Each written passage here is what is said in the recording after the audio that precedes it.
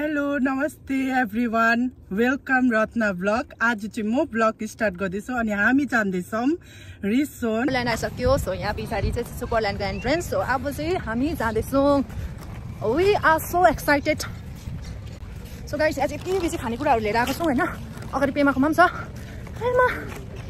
अब चाहिँ जाँदैछौँ है। यहाँ टिकट काटिसक्यो होइन। यसको चाहिँ 170 सेकेल यहाँ बाई गएर यत्रो महँगो। सो अब चाहिँ हाम्रो यहाँनिर स्टार्ट भयो होइन। अन्त म चाहिँ एकदम डराइरहेको छु यो खेल्नुको लागि।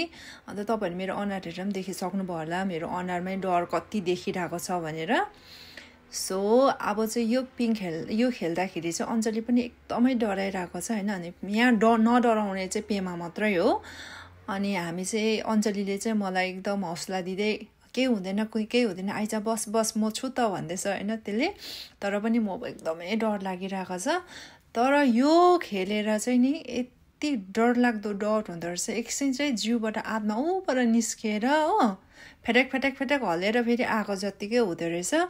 सो उकालो जाँदैछ होइन। म चाहिँ प्रे गर्दैछु अनि लामो सास पनि फेर्दैछु। प्लस अञ्जली यहाँ चाहिँ रमाउने चाहिँ पेमै मात्रै छ। सो तपाईँले देख्न सक्नुहुन्छ यहाँ होइन। झन् यो माथि जाँदा चाहिँ यति डर लागेको माइ गड होइन। आफूले के भन्नु म एक्सप्रेसन पनि गरेर गर्नु सक्दिनँ हो।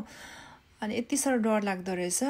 अनि यो चाहिँ माथि गएर मुनि झार्दा चाहिँ एकछिन चाहिँ म कहाँ छु भन्ने चाहिँ हुँदो रहेछ क्या। यस्तो डर लाग्दो। तर माथि पुग्दाखेरि चाहिँ माथिदेखि चाहिँ अलिकति आँखा खोलेर हेर्दा सिन चाहिँ एकदम राम्रो देख्ने क्या यहाँबाट। अन्त तपाईँहरू पनि रिसोन जानुभयो भने चाहिँ सुपरल्यान्डमा चाहिँ यो चाहिँ तपाईँले एकपल्ट ट्राई गर्नुहोस्। यो खेलेपछि चाहिँ फेरि अरू जे पनि खेल्नु सक्ने क्या।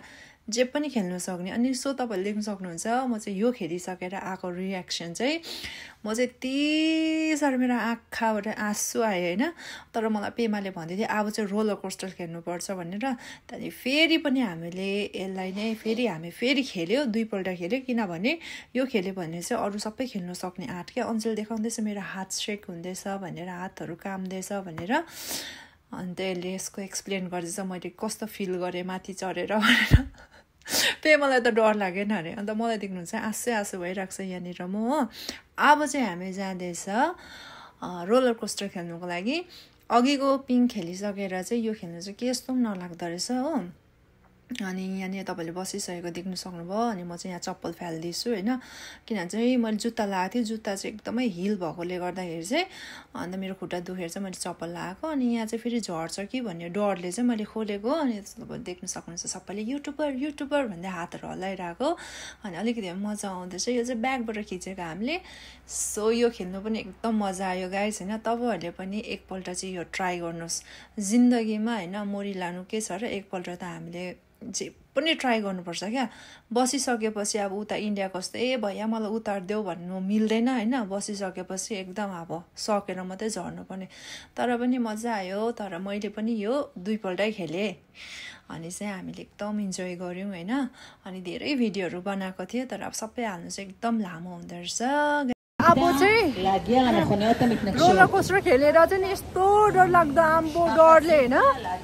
अन्त फेरि डर लागेर चाहिँ फेरि चढेँ। त्यहाँदेखि फेरि दुईपल्ट खेलेर आएको। सो अब चाहिँ फर्केको होइन। अनि जति पनि खेले चाहिँ गरेँ मैले यो भिडियोमा देखाएको छु हेरेर इन्जोय गर्नु होला। अनि मन पऱ्यो भने लाइक कमेन्ट एन्ड सब्सक्राइब गरिदिनु। Thank you so much for watching. Bye bye everyone.